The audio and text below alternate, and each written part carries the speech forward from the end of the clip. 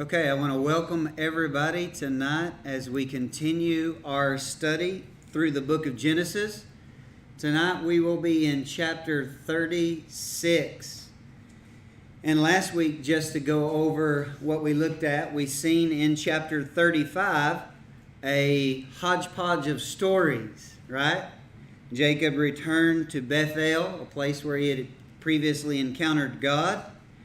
Rebecca's nurse died. Anyone remember her name? Deborah. Yeah. And who was born? Benjamin. Benjamin was born, but in that process, Rachel, the favorite wife of Jacob, died, and they buried her. And then we seen that chapter 35 ended with the death of who? Isaac. And I mentioned that the rest of Genesis moving forward is actually not in chronological order. Actually, much of it to this point hasn't been. But by way of reference, I just want to show you something here. If you want to look at this other screen over here, you can see that what's highlighted in gray is basically the time frame in Jacob's life where we stopped. Where he was about 107, Benjamin was born, and Rachel died. Chronologically, though, even though the story is in the same chapter, you can see that Isaac does not die until Jacob is 120. Matter of fact, Jacob only outlived his father by 27 years because Isaac lived to be 180 years old. So he lived longer than Jacob did as far as time. So chronologically, Isaac did not die around the same time that Benjamin was born, as we would traditionally assume just by reading the text. We see a story where Benjamin's born, Rachel dies, and then we have another story that Isaac dies. We would assume that those events were really close together, and then chapter 36 would follow in sequence, chronological order. But that's not how Hebrew narrative flows. And so just be aware that the stories that we're going to read for the next several chapters moving forward up until the time that Jacob and his sons actually go to Egypt while Joseph is there, that entire time, up until the last year, Isaac was actually alive. But for whatever reason, the narrator, the writer of Genesis, chose to end anything that will be said about Isaac in his life in the last chapter. So we're going to pick up in chapter 36, and chapter 36 is basically a bunch of names of people who are descendants of Esau, Jacob's brother. And it's going to start out with the phrase Eli Toledot, which is these are the generations. And we've seen that that is thematically how we have changes of cycles throughout the book of Genesis. There are about 11 of those stayings. And so tonight we're going to look at Esau's descendants. And one may ask, why would that be included? Because that is the non-elect line. Remember, Jacob is the one who is carrying on the Abrahamic promise. He is the younger who is preferred over the older. And he is the one that has the blessing on his life, and the one whom God is going to work in and through as the people of God moving forward. But this chapter is actually very important to understand and grasp in order to have a healthy ecclesiology, which is an understanding of the church. How we need to understand the church and its relation in connection to even Israel. This says a lot about the chosen line, the elect line, and the line that is not chosen, which in this case is Esau. And so it is very important, because when you get to Romans chapter 9, 10, and 11, you have 3 chapters in Romans that have been very controversial, and a lot of poor theology has been derived from not understanding this story that we will read tonight. And that important principle is that Esau does not just represent himself as an individual. He represents a corporate group. Just like Jacob does not represent Jacob himself, he represents Israel. And in representing Israel, he also represents the territory in which Israel lived. All of that knowledge is important if we are going to interpret Romans 9 through 11 correctly. And it is something that has been very, very much neglected and because of that fought over. So we need to understand these Old Testament stories because they will shed light on how we are to interpret the New Testament. So let's start here in verse number 1.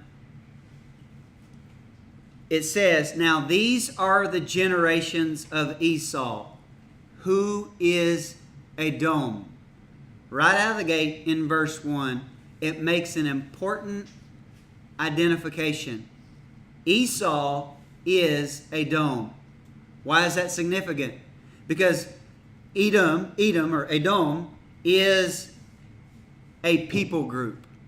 They are Esau's descendants, but let me pull up the map here. They also represent,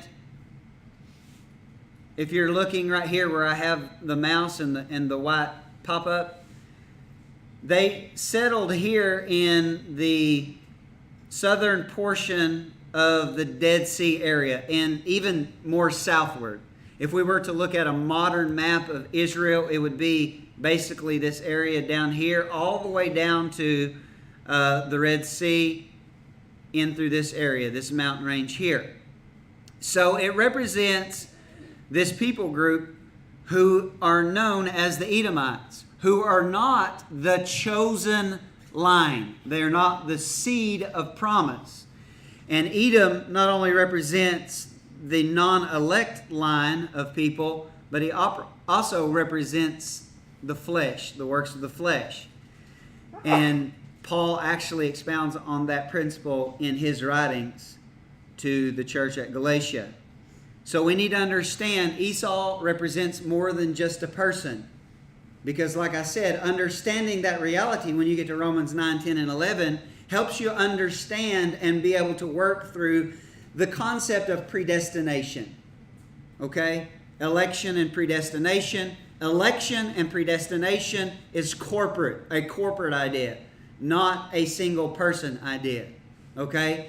Because there is a teaching within Calvinism that teaches that everyone is predestined individually to be saved or damned, that it was established and decided for you before the foundation of the world, which is very problematic in light of like the whole Bible.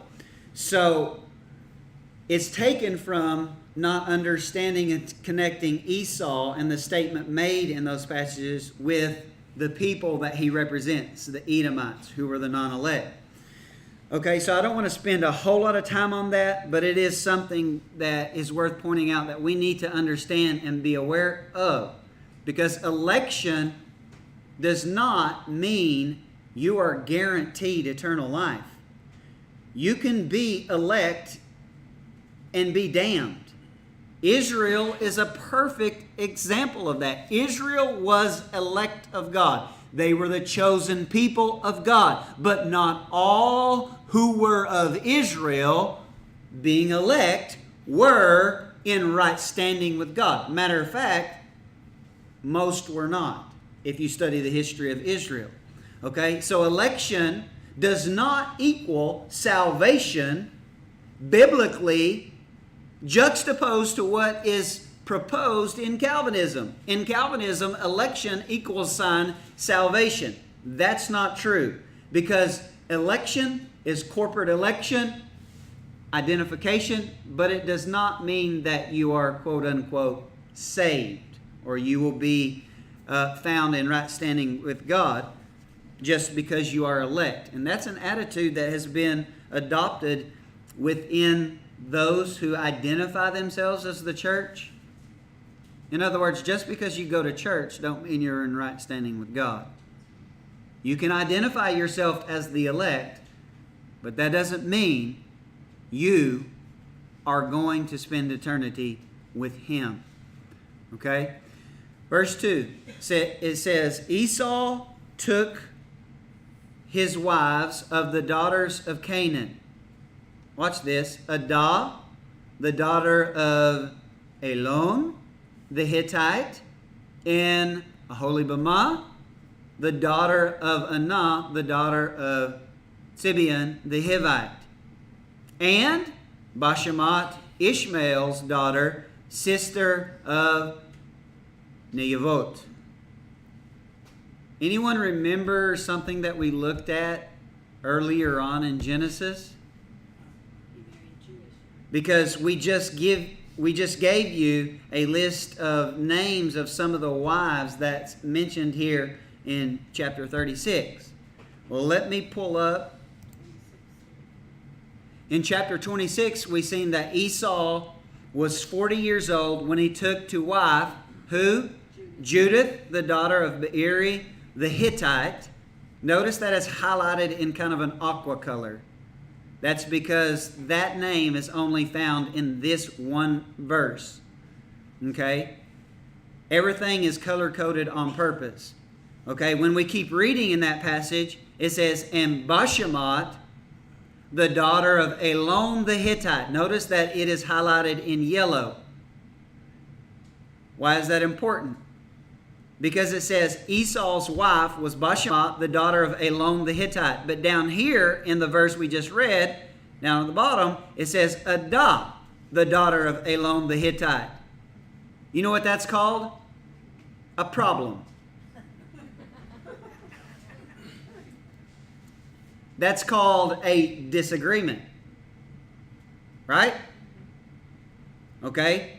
Now, because notice in verse 3, Bashemat is Ishmael's daughter. But up here in chapter 26, Bashemat was the daughter of Elon the Hittite. Elon the Hittite and Ishmael are not the same person. Ishmael was Abraham's son. Elon was a Canaanite. Okay? Are you following? And not only that, down here in verse 36, it said that the wife's name was Adah, not Bashemat. And then you go to chapter 28, and it says that the name of Ishmael's daughter who married Esau was Mahalat. So which is it? We have a problem. Right?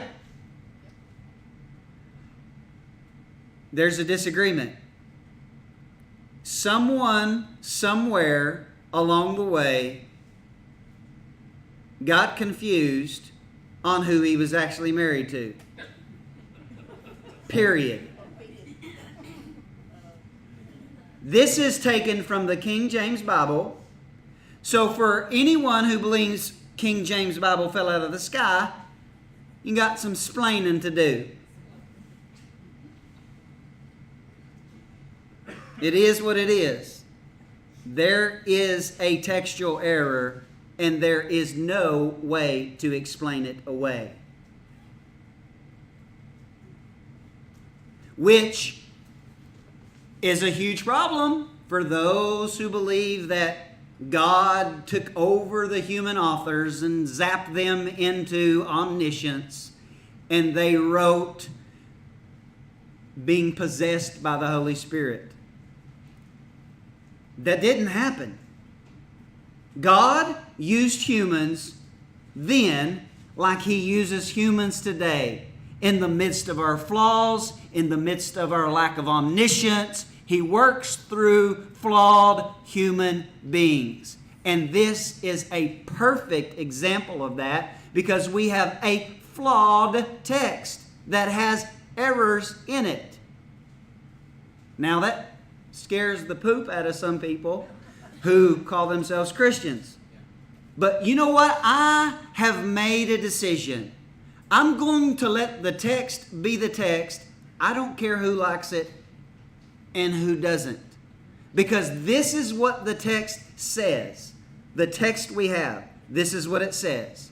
And it doesn't agree. So we have to deal with it. Why is it important to know this? Because there are people out there who are critics of the Bible who will make this statement. There are errors in the Bible, and then you have people who sit in church every week who say, no, the Bible is inspired of God and the Holy Spirit zapped them and they wrote the words. They're perfect just like they were given back in antiquity. And they're looking at the text that refutes that. And you have lost any and all credibility, and you have deflated any chance of you ever winning them to the Lord, because they have hard, undeniable, textual evidence that you're not even aware of.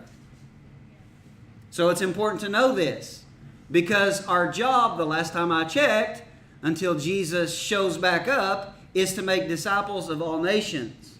And that's kind of hard to do if you don't have someone's respect and you don't know the text you claim to believe any better than someone who doesn't claim to believe in it at all.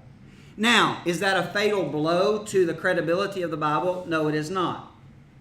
Because, be honest, the biblical writers were not as interested in who Esau's wives were as much as they were preserving who Jacob's were.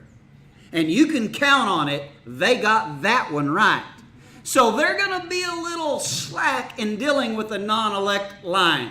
Matter of fact, we're going to see textual evidence in this chapter shows that the first 8 verses were only what was in the original, and verses 9 through 43 were added centuries later.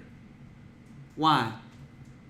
Because the original writer would have given 8 verses to Esau and said, that's all he's getting. He's not the elect line. This isn't about Esau's kids. This is about Israel's. And someone later on said, you know what? Let's go ahead and include more information about Esau and his descendants, because we are interacting with these people. And therefore, centuries later, someone added verses 9 through 43. Wasn't Moses, I'll assure you of that, because the grammar and the evidence within the text, the Hebrew text itself, refutes that possibility, as I will point out here in just a moment. So, you just thought there was a list of names.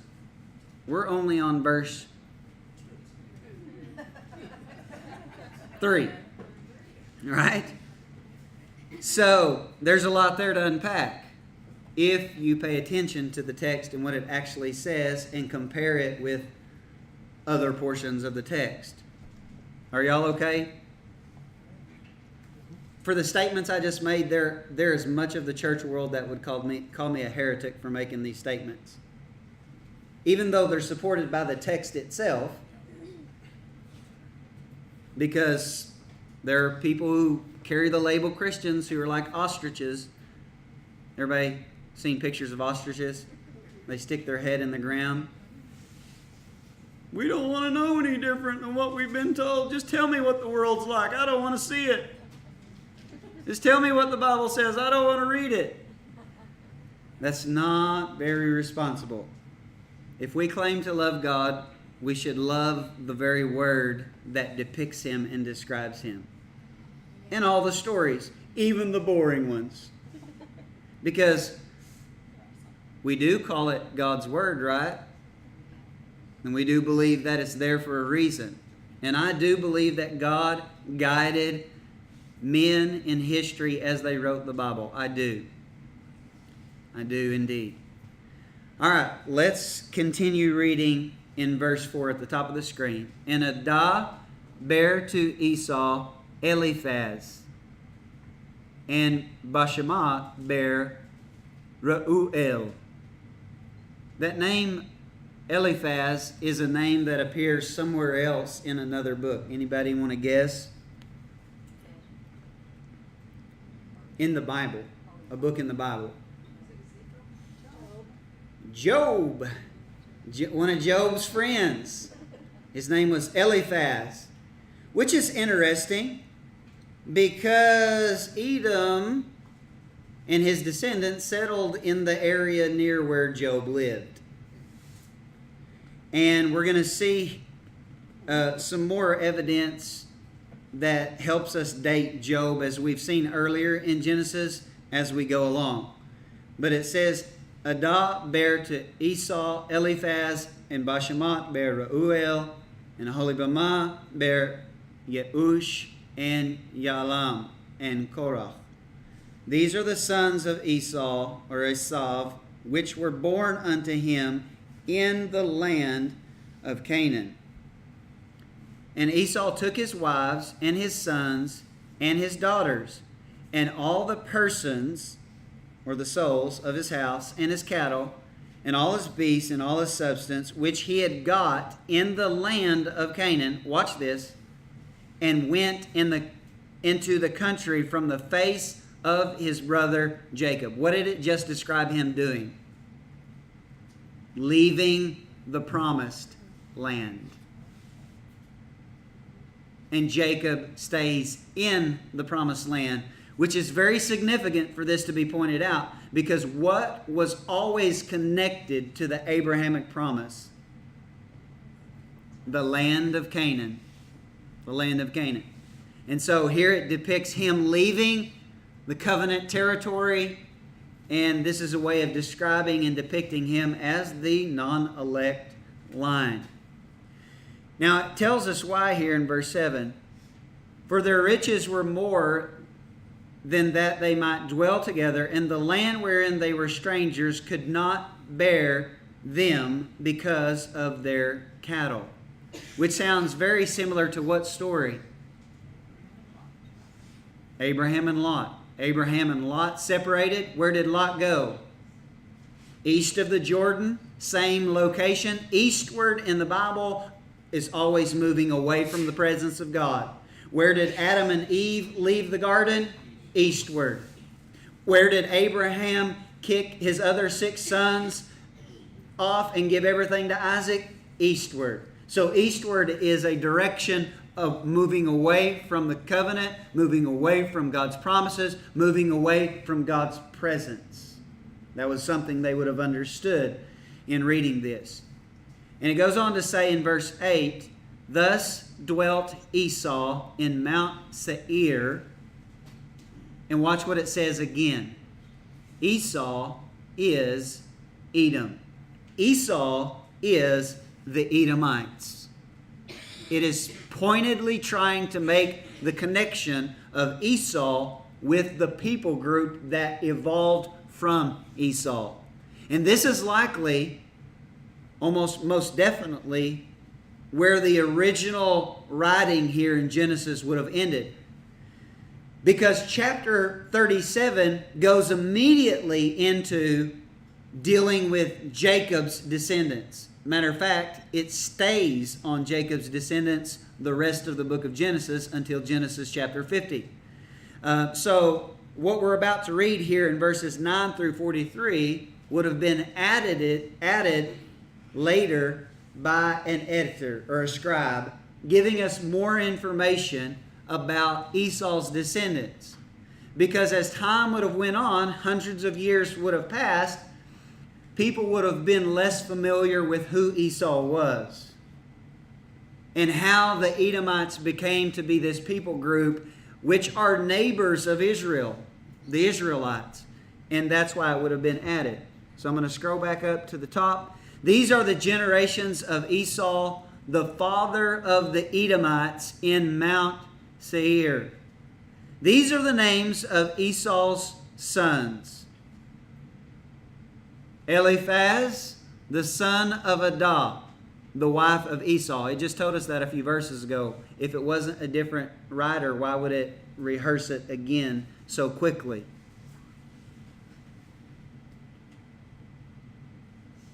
Reuel, the son of Bashemat, the wife of Esau. And the sons of Eliphaz were Teman. Why is that interesting? Because Eliphaz is a name mentioned as one of Job's friends that comes to, quote unquote, console him, right? To beat on him some more. Notice what it says about his son. One of his sons was Teman. In Job, Eliphaz is called a Temanite. And Teman is historically known to be a location and a people group, which would make sense if Eliphaz was the same Eliphaz that we read about in Job, that his son would be the father of the Temanites, and therefore he would be associated as a Temanite himself, because he gave birth to Teman, who became the people group. And so I believe there is a connection. I've already showed you evidence earlier on in Genesis, and you can go back and watch the prior episodes that show several connections of this period to the time of Job's existence. Going back to Genesis chapter 25, dealing with the names of the sons of Abraham and how they evolved into people groups.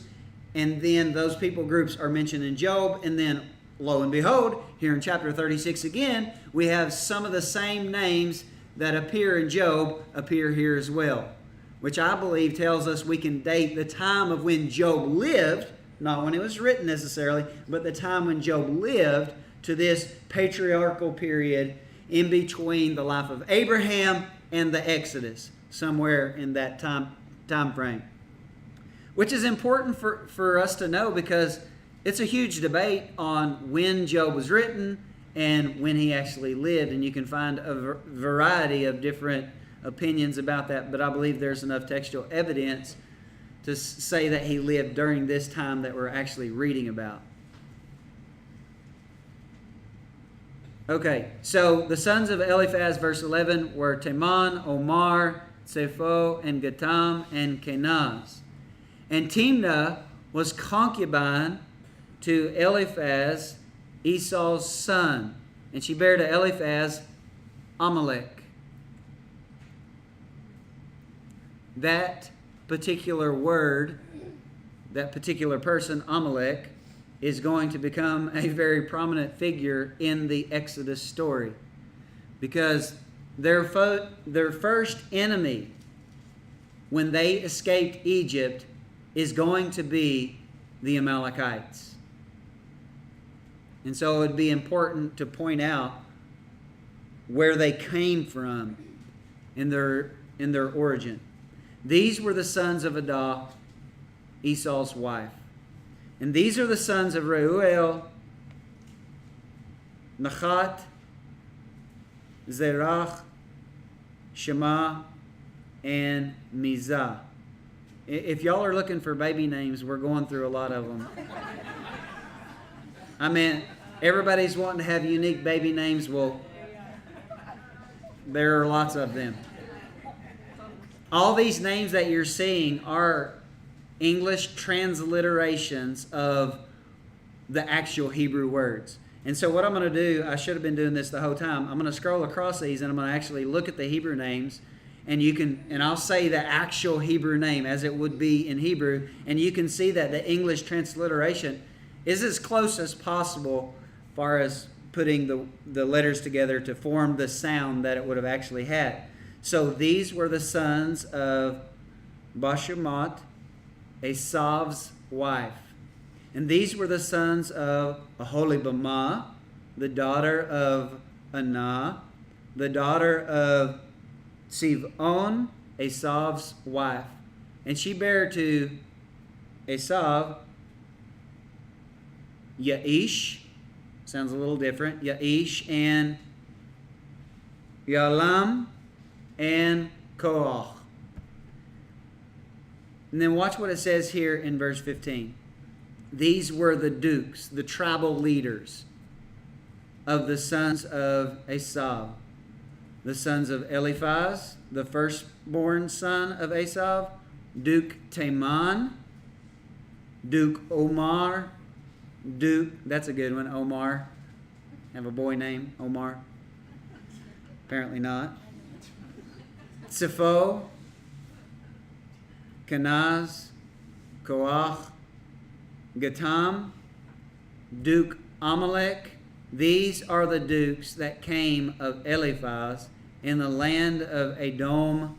These were the sons of Edom. What do we see going on here?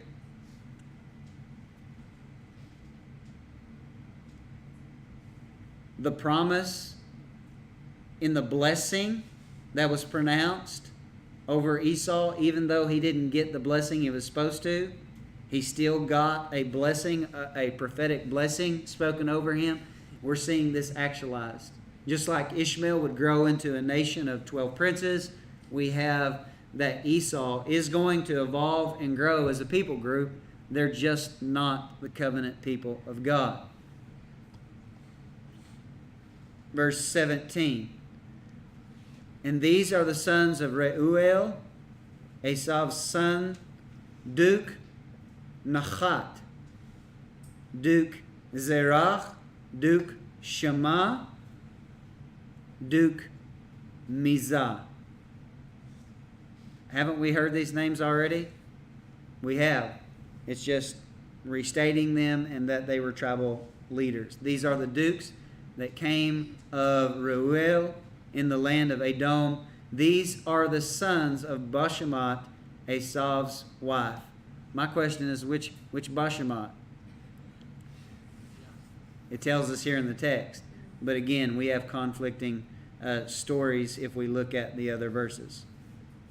Verse 18. And these are the sons of Aholibamah, Esau's wife, Duke Yaish, Duke Yaalam, Duke Koach. These were the dukes that came of Aholibamah, the daughter of Anah, Esau's wife. Now this is the redundant part right here, isn't it? These are the sons of Esau, who is Edom. Notice it says it again. Who is Edom? Esau, who is Edom? Esau, who is Edom? Please, somebody identify the Calvinist and let them know.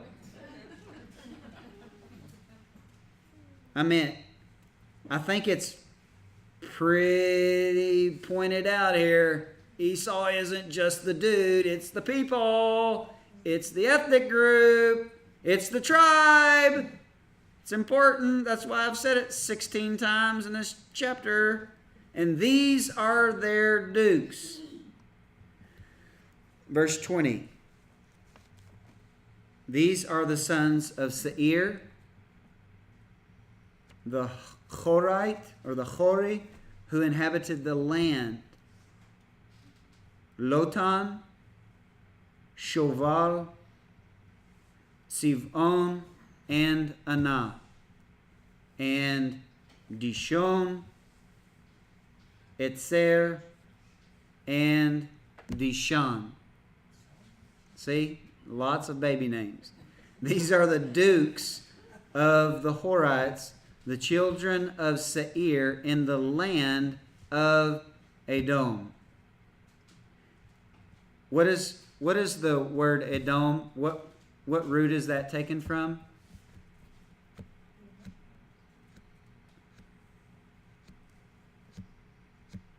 Adam, which means what? Red. Red. Why does it mean red? Because Adam is also what? Mankind, which was taken from red dirt, right? Verse 22. The children of Lotan were Hori and Chemam, and Lotan's sister was Timnah. Now that's really odd that they would point out that fact in the lineage of the non-elect. Lotan's sister was Timnah. What's interesting, if you've traveled through that area, there's actually a location place that's called Timnah down in that area, which is very close to the location where the Edomites would have actually lived. Verse 23, and the children of Shoval were these: Alvan, Manachat, Eval, Shepho, and Onam. And these are the children of Zivon, both Ayah and Anah. This was that Anah that found the mules in the wilderness as he fed the asses of Zivon his father. What? What does that have to do with anything? Like, is this guy famous for, we have a problem here. Another problem. It says, this was the Anah, like the audience should know. You've heard of this Anah? You've heard the old story? That found the mules in the wilderness. The word mules is not correct. Let me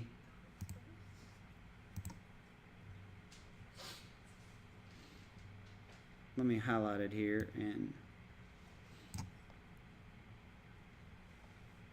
okay, I've highlighted it here, and here in just a moment it's going to highlight right here. Maybe now. Okay. Well, there we go. Okay. It says, Anah found the mules in the wilderness as he fed the asses of Zivon. Now, the word asses is correct, which is donkeys, chamor. But it says that he found the mules as he fed the donkeys. Okay? But it doesn't say mules. Okay? Look at the Hebrew text. I know you can't read it, but it says hayemim. That's not a word. Okay? Notice it has the B by it. For those who have been here on Wednesday nights, you know that in the Hebrew manuscript they have an apparatus and they mark where there are textual variants. And right here it says that the textual variant says hamaim. I know you don't know what that means, but let me explain. Hamaim is the water, which would be an important commodity in the desert. Because in that area where they lived, it can be 140 plus. Yeah, that's hot. Extremely hot. So it says, this is the Anah that found the water. Other translations, the Dead Sea Scrolls and the NET say the hot springs. But I meant, what would water in the desert be? Of course. But this is the Anah that found the water in the wilderness as he fed the asses of Zivon his father, which would have been an important story back in that time. We take it for granted because we have water available. But in the desert, there is absolutely nothing on planet Earth more valuable than water. And so basically saying, oh, this is the Anah who basically saved the lives of the asses of Zivon his father. Okay? But I just wanted to show you the fact that there are textual problems. And we need to be aware of that reality because I believe in the years ahead we're going to be questioned indefinitely about that. And so we need to be prepared for that. And we don't need to give the uninformed excuse, well, the Bible just fell out of the sky and it's perfect and every word is there as God had it from the beginning. That's just not true. And so we need to understand that. Now, it doesn't change like salvation. It's not like a deal breaker like, oh, we should throw away the Bible because it says it misspelled a word, essentially. It's nothing that serious, but they do exist, and we need to be familiar with it. Okay, so now we know who Anah is. So if I ask you in church next week, who is Anah? You'll say the one who found water in the desert. Are y'all still with me? Okay. I'm trying to make this as fun as possible, but it's really hard. If anyone thinks they can do better, you're welcome to come get after it. And the children of Anah were these: Dishon and Aholibamah, the daughter of Anah. And these are the children of Dishon: Chemdan. Y'all like that one? Chemdan. And Eshban. And Yitron. They like on ending, don't they? And Keran. The children of Ezer are these: Bilhan, Zaavan, and Akan. They kind of got in this little niche of naming kids something that ends in on. The children of Dishon are these. Watch this. What's that say? Say it again. Uz. Actually, in Hebrew, it's Utz. I'm going to click on it, and it's going to generate a word report here.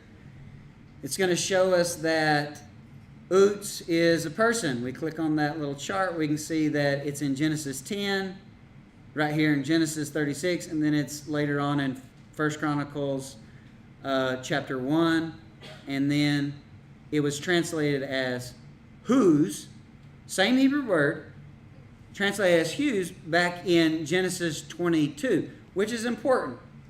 But notice that it also says it has a numeral 1 besides this entry, which tells us there are more than one lexical entries of this in the lexicon, and that's problematic. And the reason why I point this out is because Utz is a name or location that appears where? We mentioned it earlier. Job. Okay? But notice that it doesn't have Job on here. Why is that? It's because there is more than one lexical entry. So I'm going to show you something that I can do in, this is just trying to promote Logos Bible software, but I can do a morphology search in all passages in the Hebrew Bible and I can type in, let me change my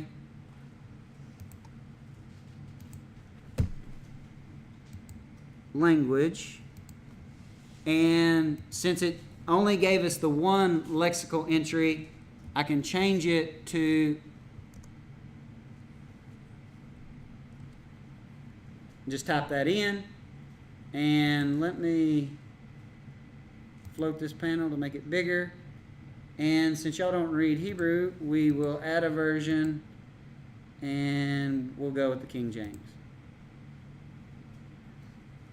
Notice that it has more options than what we've seen in the Bible word study before. It has Genesis 10 and verse 23, Genesis 22 verse 21, right here where we're reading, chapter 36. But notice what else it has. Job 1, Lamentations, and then 1 Chronicles as well. And I point that out because Utz is just another name connected to the Job story. Okay, I've already showed you 3 names that are connected just in this chapter. And then in prior weeks, I showed you 4 or 5 names in chapter 25 that were connected to Job. So you have topside of 8 plus names in Genesis that are connected to Job. That's a lot of evidence, which helps us, again, date the life of Job. Not the writing, but the life of Job, when he actually lived. And so that's the whole point in all this. But again, isn't Logos just like nuts? You just type it in and it searches in like half a second and you have any information. And this is just the one of about 10 billion things that Logos does. If you have Logos, you know what I'm talking about. It takes years to even learn how to do half the stuff it does. Which, while we're on that topic, Logos is 25% off right now, which is the cheapest it's ever been. And I see some people that bought Logos when it was 15% off shaking their head. Yeah, it really is. It's cheaper than it's ever been. So if you have been thinking about getting Logos Bible software, now would be a great time. And I could probably actually get you a little extra discount too. If you're interested, you can see me after class. Okay? So back to verse 28. The children of Dishon are these: Uts and Aran. These are the dukes that came out of the Horites. Duke Lotan, Duke Shoval, Duke Sibon, Duke Anah, Duke Dishon, Duke Ezer, Duke Dishon. I'm getting dizzy reading these names. These are the dukes that came of Hori among their dukes in the land of Seir, which again is the land of Edom. Verse 31, watch this. Don't miss this, because this is... I have my mics in, and I forgot to bring them back here, Gary. You're slacking. My mics. My bucket of mics. Right now I would drop one after I read verse 31. And these are the kings, watch this, that reigned in the land of Edom before there reigned any king over the children of Israel. Selah. Who wrote Genesis? Moses. Could he have written this verse? When Moses died, they weren't even living in Israel, much less having entertained the idea of having a king. It is utterly, humanly impossible for Moses to have written verse 31, which again explains why verse 9 through 43 were added later, centuries later, after Moses would have written the original copy of what was known as Genesis. Okay? Let's read it again. And these are the kings that reigned in the land of Edom before there reigned any king over the children of Israel. What does that tell us about the likely dating of that verse? Minimally after Saul.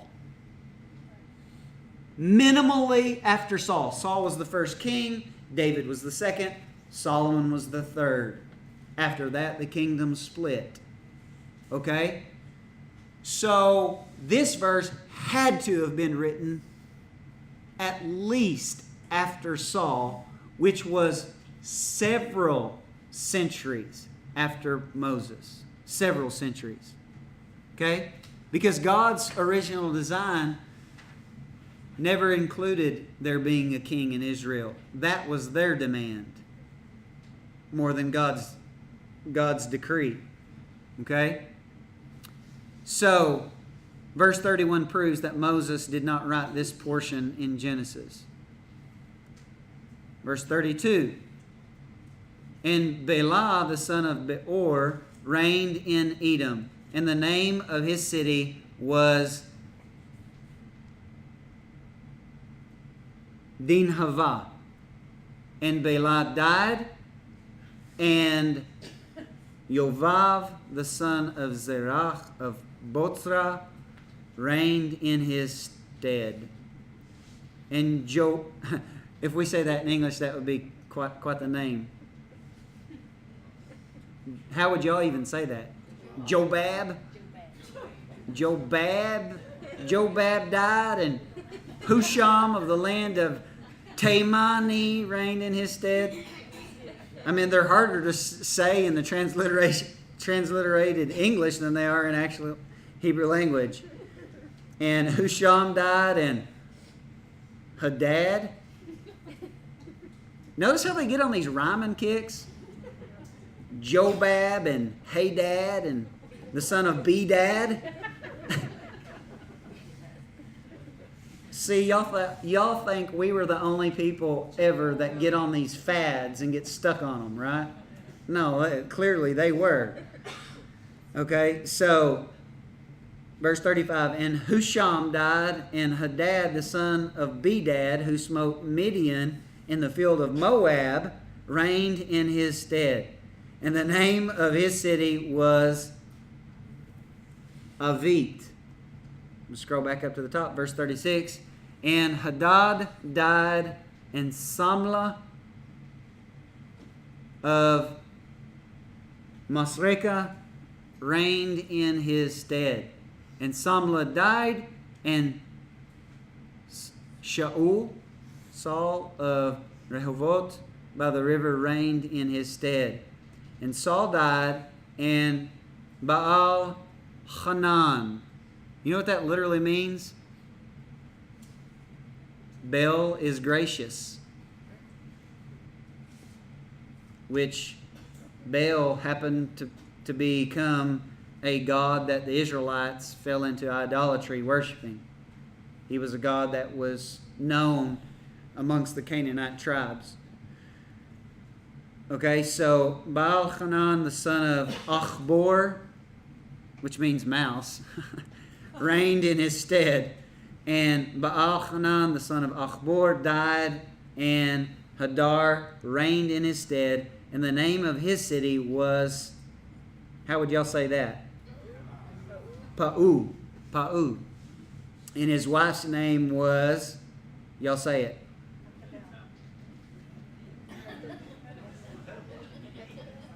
Mehetabel. That's a tough one. The daughter of, how would y'all say that? Matred. The daughter of Zahav. Zahav. Waters of gold.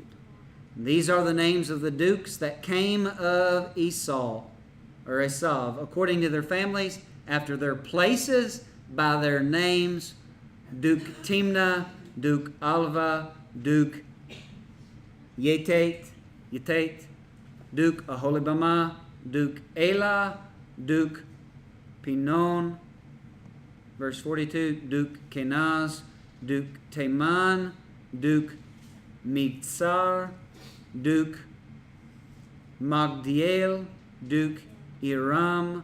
These be the dukes of Edom, according to their habitations in the land of their possession.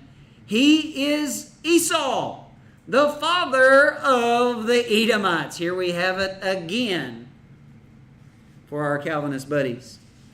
Esau is the father of the Edomites. And so that's where we're going to stop. Next week we're going to have a test. I would fail this one because I really don't care. Not really, but we are going to give you an opportunity. If you have any questions about all these wonderful baby names, go for it. What about the term Duke? Is that an English deal, or is that? That was apparently in Old English. It was a term that they would have understood better than we do in English now. Should be tribal leader. Aloof is literally the Hebrew word aloof, which is taken from the root word aleph, which is the first letter of the Hebrew alphabet, and it means leader. So these were tribal authorities. Be kind of like a chief. Okay, that's what New King said. Be kind of like a chief. Because of what he asked, do you think that then later on the children of Israel, is that why they maybe cried out for a king? Because of this around them in their land, they're seeing this? She brought up a point that's actually stated later on. She asked if the fact that there were kings in these other surrounding people groups. Let me pull up the map. You can see how many different people groups there were surrounding the land and within the land. They all had kings. They all had tribal leaders. And the text will actually say that they cried out for a king because the other nations had kings. And they wanted to be led by a king. And therefore God obliged them with Saul, who was the people's choice. And we've seen how that worked out. But yes, the people demanded a king to rule over them. Are these kings and dukes like the ones they have in England? Different culture.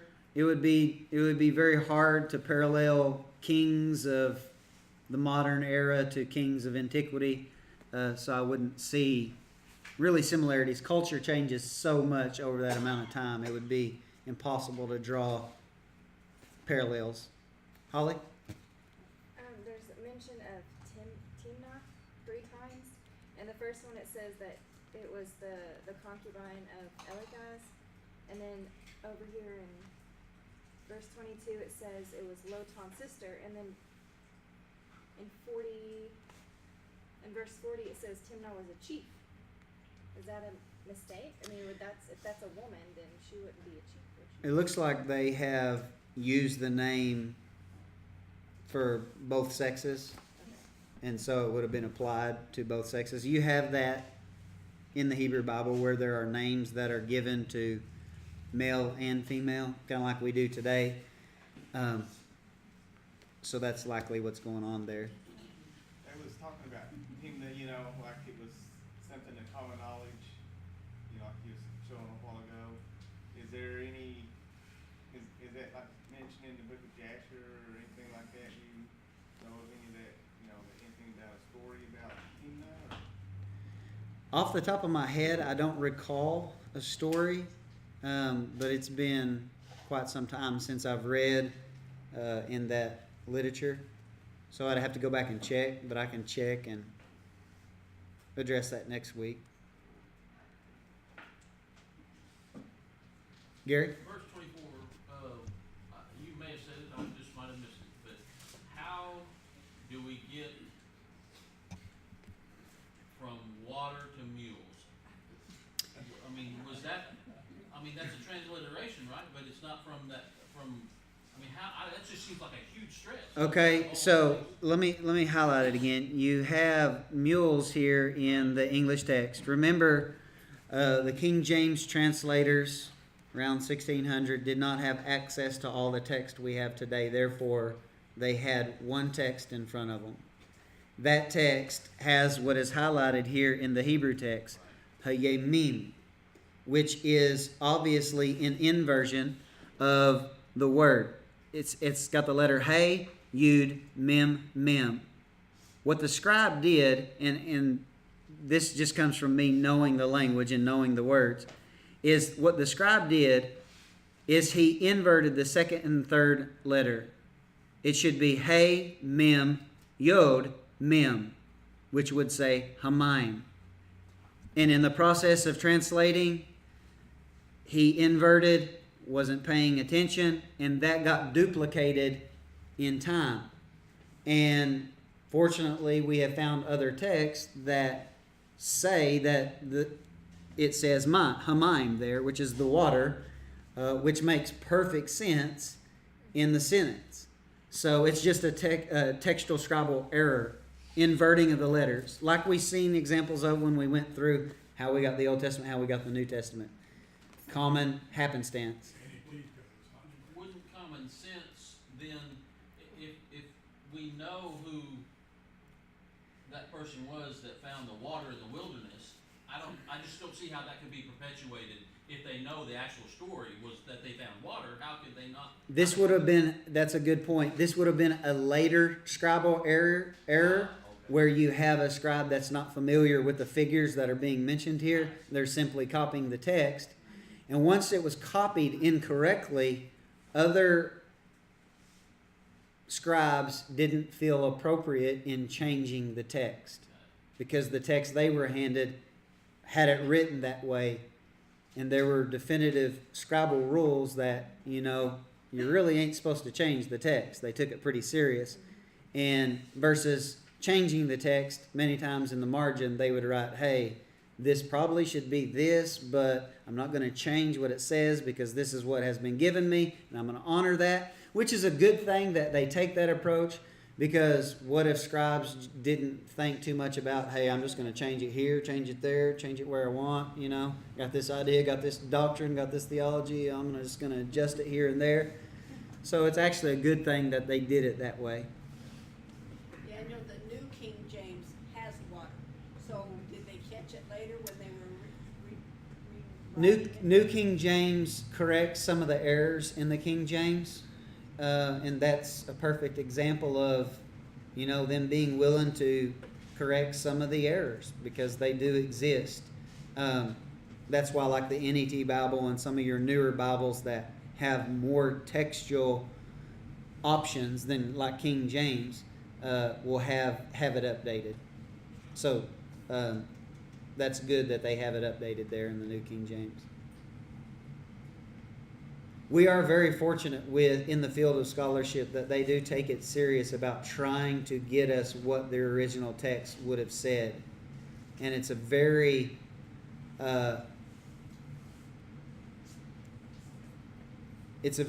open field, and there's a lot of responsibility and accountability within that community and what they produce. They don't just throw junk stuff out there. They peer review it and everything. So we're very, very blessed to have a continuation of people who give their lives to do this kind of work.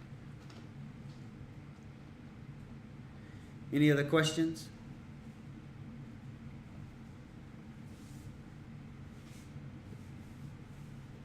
We'll talk about election a little bit more. Talk about election a little bit more. Being the elect and all that. I got a friend who's Calvin. It's a tough one to deal with. It would take more time to explain election than I would have at this time. I'm actually preparing to do a series on Sunday mornings going through the book of Romans. And that will prove to be very, very helpful in actually interpreting chapters 9, 10, and 11 in Romans when we get to that point. Because we'll have went through the data all throughout Romans. Because there's a unique situation going on with the church in Rome that needs to be explained so that we can understand the content in the book. Kind of like Revelation, if you read the first little bit, it's really helpful in interpreting the rest of it. Kind of one of those deals. And then you have the knowledge of the Old Testament is so important. But usually in a lot of the high Calvinistic camps, they don't promote much study of the Old Testament, which is a fatal flaw to developing sound doctrine.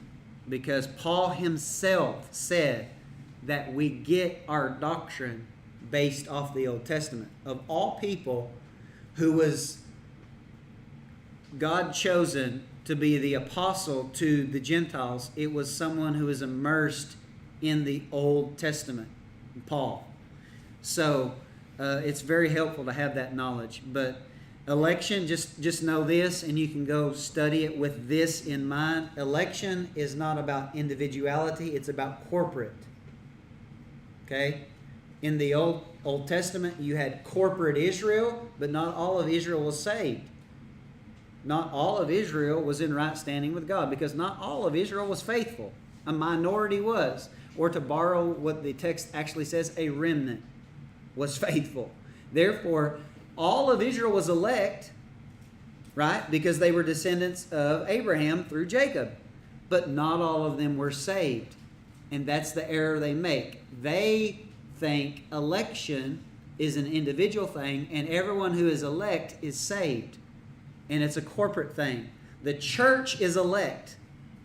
There are plethora of scriptures in the New Testament that says, to the elect, to the elect, to the elect. And it's letters addressed to churches, not individuals, churches. And so the church is elect, but there are lots of people, more than not, that go to church that are not in right standing with God.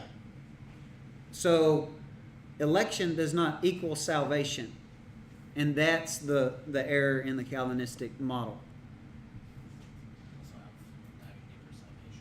We actually went through, in Diving Deeper, if you go to our YouTube channel, we did 10 weeks on the topic of salvation.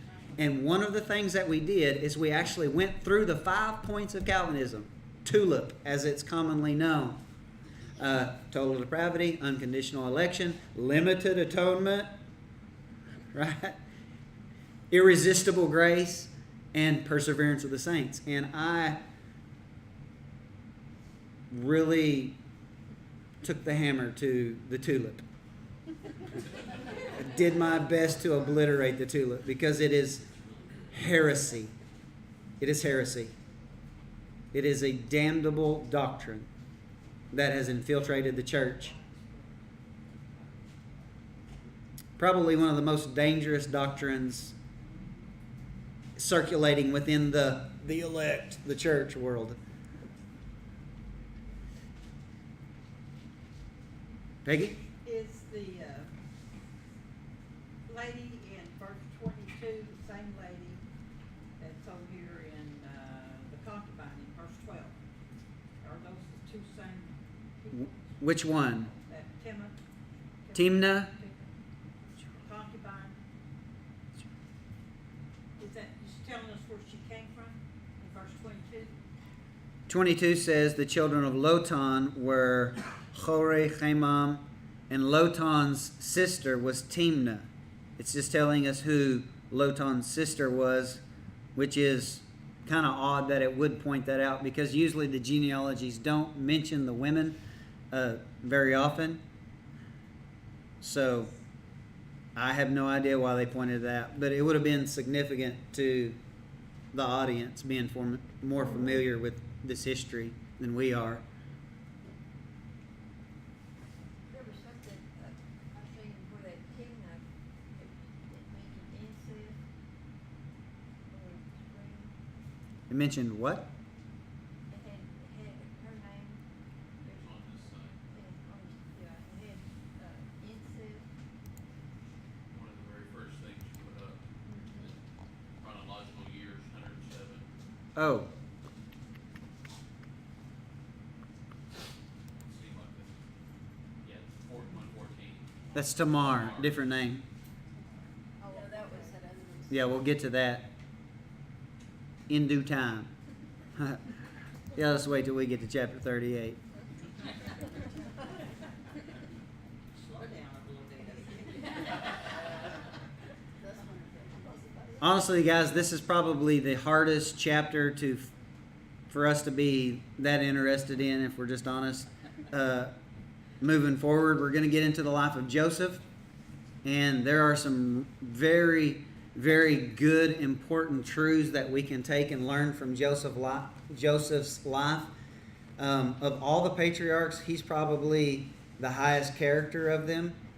And so there's a beautiful story of reconciliation, restoration, forgiveness that we will go through in the rest of Genesis. And then there's some crazy stories mixed in here and there that we'll see as well.